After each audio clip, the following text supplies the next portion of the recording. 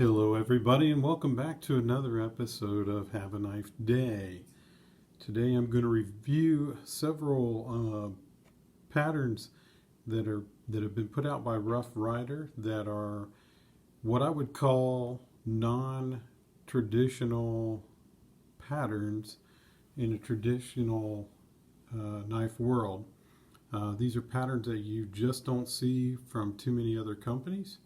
And so we're going to go ahead and review those today. This was a suggestion that was made by my lovely wife, who has contributed by providing me with this. We'll go ahead and start off with this knife. This is the Swing Guard pattern. If you are a collector of case knives, you probably would refer to this as a cheetah or a cheetah cub. And what's kind of nifty about this one is that as the knife blade rotates on the pivot point, the guard actually moves into place. And then once it's in place, then it allows for you to have sort of a guard to keep your hand from sliding forward on the blade. This is the Rough Rider model 1326 smooth tobacco bone swing guard, and this was a gift from my wife for Father's Day. So thanks, honey, I really appreciate this. So we'll go ahead and close this one up. It's a lock back. Okay, place that one back out there. And the next one we're going to talk about is the red Pickbone Dogleg Peanut. Now Rough Rider calls this a peanut, but I would probably refer to it more of a jackknife than a peanut. It doesn't have the same serpentine spine back that you would find on the normal peanut pattern.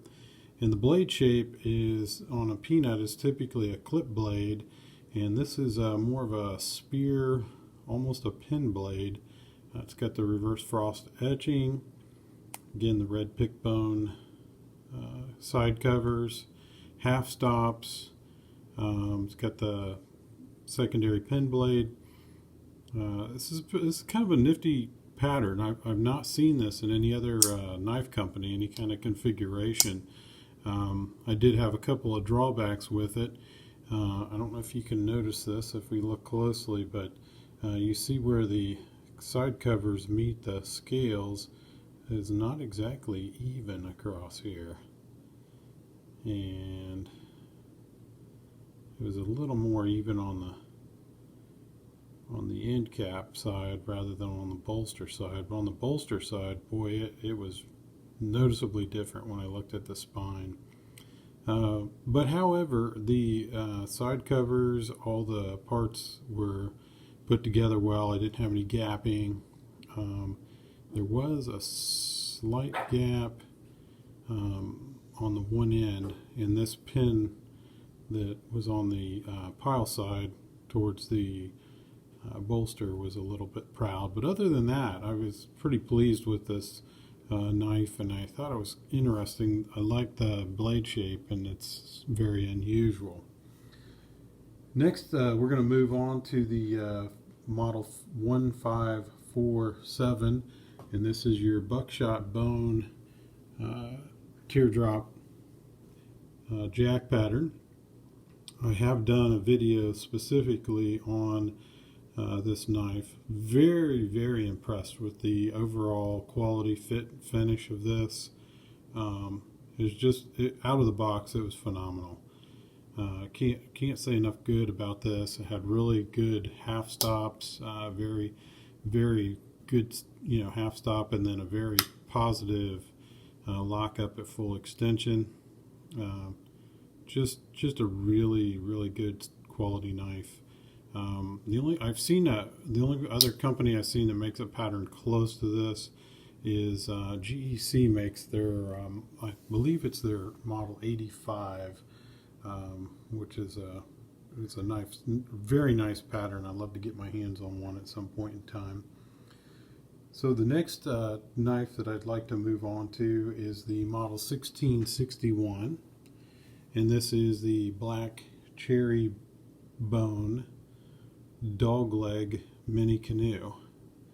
Now, when I first saw this knife, I wasn't too sure if I was going to like it, because when the secondary blade comes out, it comes out at such an angle, I wasn't sure if it would be very useful. And I'm not a huge fan of the spade blade.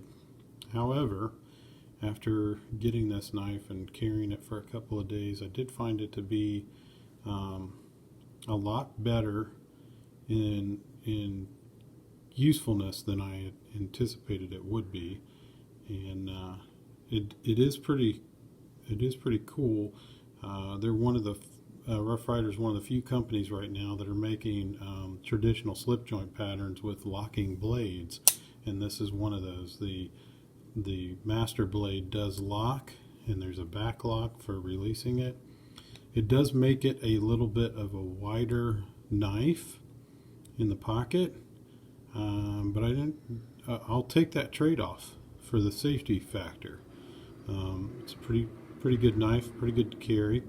Even has a built-in place where you can put a lanyard if you want to do something like that, to retrieve it out of your pocket a lot easier. But again, that's the model 1661 black cherry bone dogleg canoe, and I would actually call it a mini canoe because it's not as big as the other ones.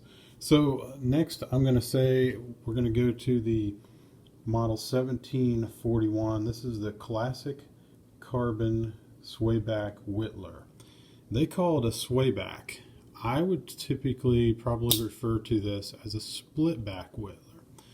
If you'll notice this knife up closely, you can see that this middle liner here is more of a wedge. It starts out really wide here at the top and comes down to almost disappear at the other end.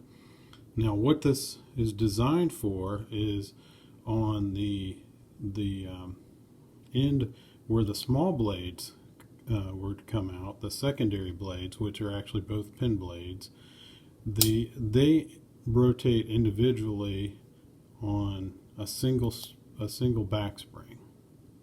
Okay, but the master blade, because these two springs come together at this end of the knife, the master blade actually rotates on both springs, making it a really solid lockup. And I've used this knife, and you can see I do have a little bit of blade rub there. Sorry about all my fingerprints on there, but there is some slight blade rub where the blades have contacted. But I've used this knife in whittling, and it is a very good knife for whittling, and it feels comfortable in the hand. This is the classic carbon series, so over time these blades are going to develop a patina on them. In the background there you'll see I also have a classic carbon canoe, but over time these blades will develop a patina. They do hold an edge very well, and you can get them razor sharp. I really recommend this series. Sometimes people have a hard time with the yellow plastic covers. They're supposed to be very nostalgic looking, very classic look. It's supposed to be like an imitation ivory. They don't really bother me, and I do like the fact that the blades are in the high carbon blades that aren't stainless steel. It will take more attention to keep them from getting rust on them, but again, like I said, you can sharpen them up well, and they do hold an edge for a very long time. So the last one that I'd like to talk about is the model 1284, which is the Coal Miner Half Hawk. And I was really kind of enthralled with this knife because of the pretty cool cheapfoot blade that was the master blade on this. You just, when you pull this knife out, you can just tell that it's ready to get to work. And it's a great looking knife. It's kind of bulky in the pocket because it's a larger frame. It's a jackknife. It's got two blades. The secondary blade is a pin blade. Both blades pull from the mark side of the knife, also known as the presentation side. And like I said, it's a little bulky to carry in the pocket, but boy, if you had some heavy duty cutting to do, this knife's ready to get it done. It'd be great for cutting rope or cutting up cardboard boxes, or a lot of outdoors tasks like pruning and trimming things.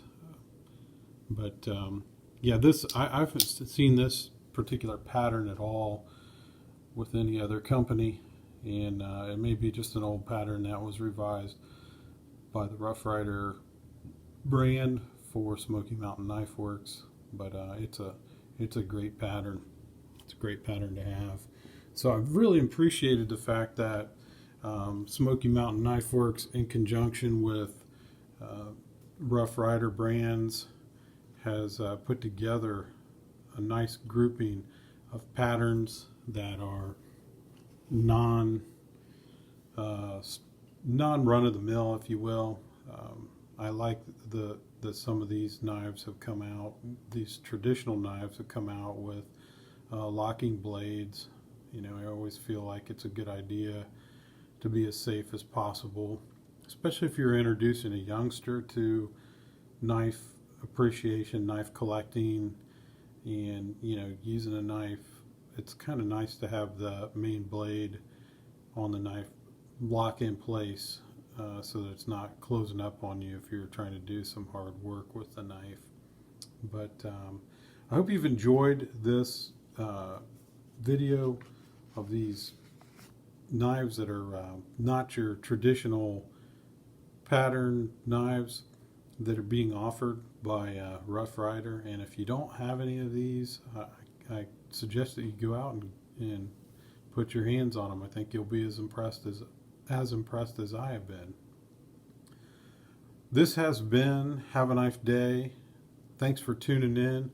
Please don't forget to subscribe, share, comment, like the videos. I'll probably be doing a few more Rough Rider videos in the near future, and then we're going to start looking at some case knives that I've had for a while, and looking at some reviews on those. But I thank you for tuning in, and I hope you do have a knife day.